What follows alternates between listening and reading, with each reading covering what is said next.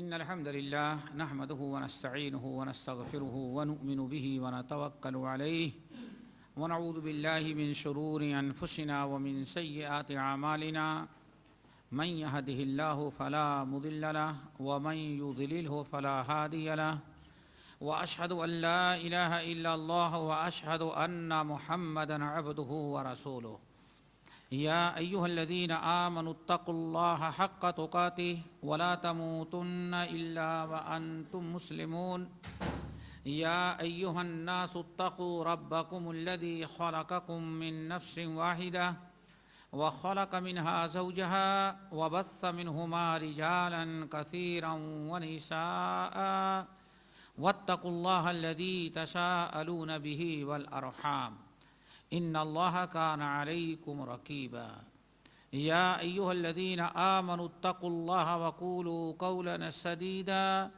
يصلح لكم أعمالكم ويغفر لكم ذنوبكم ومن يطع الله ورسوله فقد فاز فوزا عظيما أما بعد فإن خير الحديث كتاب الله وخير الهدي هدي محمد صلى الله عليه وسلم وشر الأمور محدثاتها وكل محدثة بدعة وكل بدعة ضلالة وكل ضلالة في النار فأعوذ بالله السميع العليم من الشيطان الرجيم بسم الله الرحمن الرحيم فارتقب يوم تأتي السماء بدخان مبين يغشى الناس هذا عذاب أليم.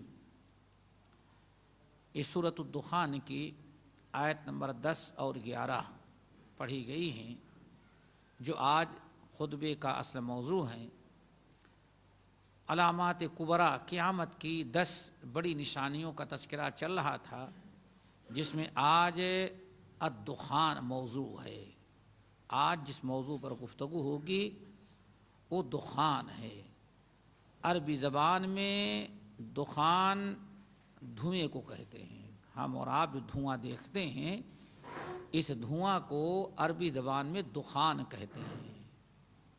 اسی لیے آپ دیکھیں گے انسان سگریٹ پیتا ہے تو دھواں چھوڑتا ہے، اس لیے عربی زبان میں سگریٹ پینے کو کیا کہتے ہیں؟ تدخین. اور سگریٹ پینے والے کو مدخن یعنی دھواں چھوڑنے والا ہے. تو یہ دخان کے معنی اصل میں آتے ہیں دھواں کے. قیامت کے قریب اور قیامت بالکل قریب آ جانے کی جو 10 علامات اور نشانیاں ہیں جن کے بعد صرف قیامت ہی کو واقع ہونا ہے، ان میں ایک دخان ہے. اور دخان کا تذکرہ قرآن پاک میں یہی مقام ہے. سورہ دخان آیت نمبر 10 اور 11 جس میں اس دھوئیں کا دخان کا تذکرہ ہے، ورنہ قرآن پاک کی اور آیات یا کسی اور جگہ پر اس دخان کا تذکرہ نہیں ہے. رب العالمین ارشاد فرماتے ہیں فرتقب، اے ہمارے نبی آپ انتظار کریں، یوم تأتی السماء بدخان مبین، جس دن آسمان میں دیکھیں گے آپ کھلا ہوا دھواں ہوگا. آسمان اور زمین کے درمیان فضا میں آپ کو دھواں ہی دھواں نظر آئے گا. اور یہ دھواں کسی ایک کے لیے نہیں ہوگا، یغشی الناس، تمام لوگوں پر چھا جائے گا. یہ کسی ایک شخص، کسی ایک ملک، کسی ایک قوم اور علاقے کا نہیں ہوگا، بلکہ یہ پوری کائنات کو چھا جائے گا. یوم یغشی الناس، یغشی الناس، تمام لوگوں پر دھواں چھا جائے گا. ھذا عذاب علیم، اور یہ بھی ایک قسم کا بہت بڑا دردناک عذاب ہوگا. اللہ تعالیٰ سب کو اس سے بچائے. یہ آیت جو ہے ترجمہ ہم نے بتایا اور آپ کے سامنے ہے. اس آیت کے متعلق یا جو دھواں قیامت کی علامت اور نشانی ہے اس میں بعض اہل علم کا اختلاف ہے. یہ آیت یوم تأتی السماء بدخان مبین، اس آیت کا 3 معنی یا ان آیتوں کی 3 تفسیر کی گئی ہے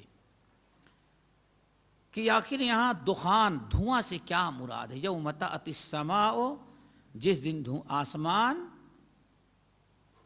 لائے گا دھواں، یعنی پوری فضا آپ کو زمین سے آسمان تک دھواں ہی دھواں نظر آئے گا. تو دھواں سے یہاں کیا مراد ہے؟ ہم تو اس لیے یہ آیت پڑھے ہوئے کہ اس سے مراد وہی قیامت کے قریب جو دھواں آئے گا پوری دنیا پر چھا جائے گا، وہ دھواں ہے جو بطور عذاب کے اللہ تعالیٰ مسلط کریں گے. لیکن بعض اہل علم نے اس سے اختلاف کیا ہے، جس میں سر فہرست عبداللہ بن مسعود رضی اللہ تعالیٰ عنہ کا نام لیا جاتا ہے. اس لیے اس آیت کی تفسیر بیان کر دینا ضروری ہے، اس کے بعد ہم احادیث نقل کریں گے. اس آیت میں جو دھواں کا تذکرہ ہے، دھواں کے آنے اور ظاہر ہونے کا ذکر ہے، اس کی اہل علم نے 3 تفسیریں کی ہیں. دھواں سے کیا مراد ہے؟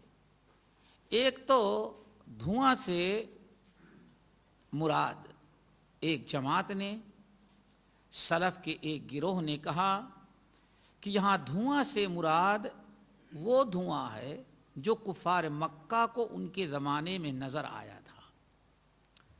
ہوا یہ تھا کہ کفار مکہ نے جب بے انتہا رسول اللہ صلی اللہ علیہ وسلم کو تنگ کیا اور مسلمانوں کو بہت ہی زیادہ تکلیف پہنچائی، نبی علیہ السلام کا پیچھا چھوڑنے کے لیے تیار نہیں، ایذا پر ایذا، تکلیف پر تکلیف دیتے ہی جا رہے ہیں.